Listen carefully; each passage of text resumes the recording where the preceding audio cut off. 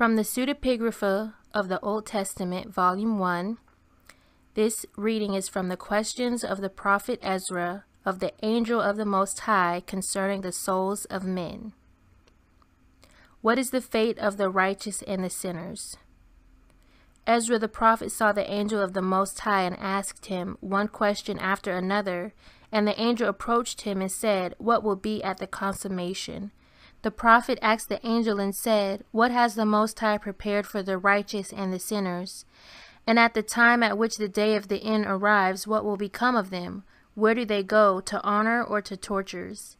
The angel replied and said to the prophet, "Great joy and eternal light have been prepared for the righteous, and for the sinners there have been prepared the outer darkness and the eternal fire."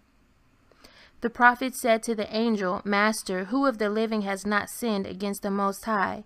And if that is so, then blessed are the beasts and the birds who do not await resurrection and have not expected the end.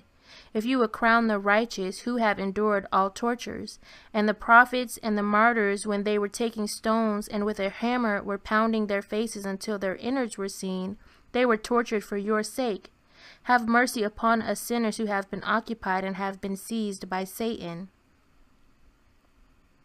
The prophet rebuked. The angel replied and said, "If there is someone above you, do not talk with him any more, otherwise great evil will befall you." The prophet said to the angel, "Master, I will speak a little more with you. Reply to me. When the day of the end arrives and he takes the soul, will he assign it to the place of punishment or to the place of honor until the Perusia?" The day of the end. The angel replied and said, "Do not wait until the day of the end, but like a flying eagle hasten to do good deeds and mercy, for that day is fearsome, urgent, and exacting. It does not permit care of children or of possessions. It comes and arrives suddenly like someone merciless and impartial. It takes a captive unexpectedly, surely. Whether he weeps or mourns, it will have no mercy." The good and evil angels. But when the day of the end arrives, a good angel comes to the good soul and an evil one to the evil, just as someone sent by the kings to doers of evil deeds and good deeds recompenses to the good and evil to the evil. Even in the same way, a good angel comes to the good soul and an evil one to the evil. Not that the angel is evil, but each man's deeds are evil. He takes the soul, brings it to the east. They pass through frost, through snow, through darkness, through hail, through ice, through storm, through hosts of Satan, through streams, through the winds of terrible rains, through terrible and astounding paths, through narrow defiles, and through high mountains. O wondrous way, for one foot is behind the other, and before it are fiery rivers. The prophet was amazed and said, "Oh, that wondrous and terrible way." The 7 steps to the divinity. The angel said, "To that way there are 7 camps and 7 steps to the divinity. If I can make someone pass along it, because the first lodgings are bad and wondrous, the second fearsome and indescribable, the third hell and icy cold, the fourth quarrels and wars, and the fifth then investigation. If he is just, he shines. If he is a sinner, he is darkened. In the 6th, then, the soul of the righteous man sparkles like the sun. In the 7th, then, having brought him, I make him approach the great throne of the divinity, opposite the garden, facing the glory of the Most High, where the sublime light is. The Most High cannot be seen. The prophet said to the angel, "My master, when you cause him to pass through such terrors, through quarrels, through wars, through burning heat, why do you not cause him to meet the divinity, rather than causing him to approach only the throne?" The angel said to the prophet, "You are one of the foolish men, and you think according to human nature. I am an angel, and I perpetually serve the Most High, and I have not seen the face of the Most High. How do you say that sinful man should be caused to meet the divinity? For the divinity is fearful and wondrous, and who dares to look toward the uncreated divinity?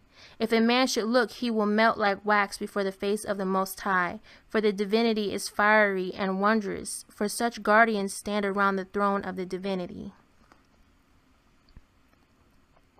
Those around the divine throne. There are stations, hollows, fiery ones, girdle wearers, and lanterns. At that place there are thunders, earthquakes, quarrels, wars, burning heat, fire-wearers, flame-swarming ones, and fiery hosts. Around him are incorporeal Sephirim, 6-winged cherubim. With 2 wings they cover their face, and with 2 wings their feet, and flying with 2 they cry, Holy, holy, Master of hosts. The heaven and the earth are full of your glory. Such guardians stand around the throne of the divinity. Freeing of the soul from Satan. The prophet asked the angel and said, Master, what will become of us, for we are all sinners and seized in the hands of Satan? Now by what means are we delivered, or who will bring us forth from his hands?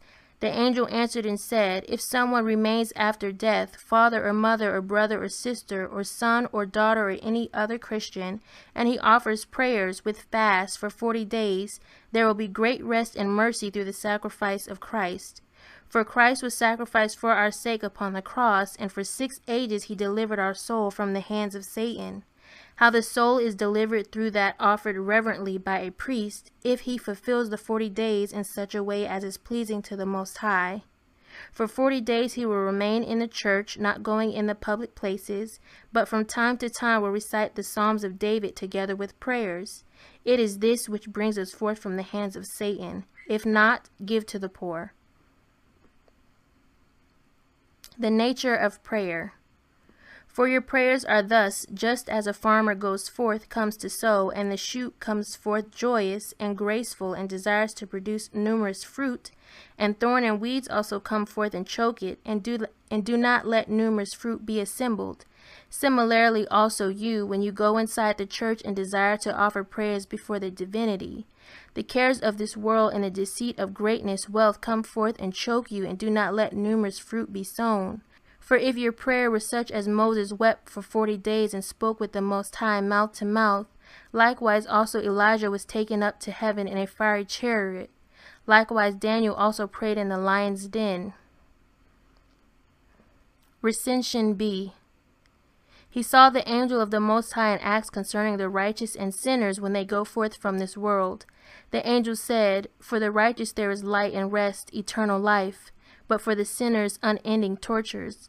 Ezra said, If that is so, then blessed are the animals and the beasts of the field, and the creeping things, and the birds of heaven who do not await resurrection and judgment. The angel said, You sin in saying this, for the Most High has made everything for the sake of man, and man for the sake of the Most High. And those things in which the Most High finds man, by those is he judged. Ezra said, When you take the souls of men, where will you bring them? The angel said, I bring the souls of the righteous to worship the Most High and establish them in the upper atmosphere, and the souls of the sinners are seized by the demons who are imprisoned in the atmosphere. And Ezra said, And when will the soul which is seized by Satan be delivered? The angel said, When the soul has someone as a good memorial in this world, this one releases it from Satan through prayer and acts of mercy.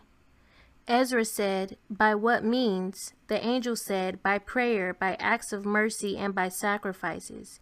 Ezra said, If the sinner's soul has no good memorial which helps him, what will happen to him? The angel said to him, Such a one is in the hand of Satan until the coming of the Messiah.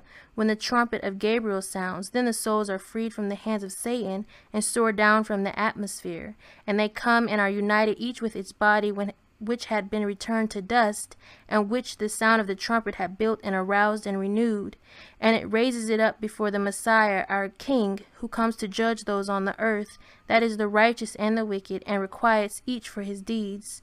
Through the petition of your divinely narrated prophets, have pity upon the readers of this writing.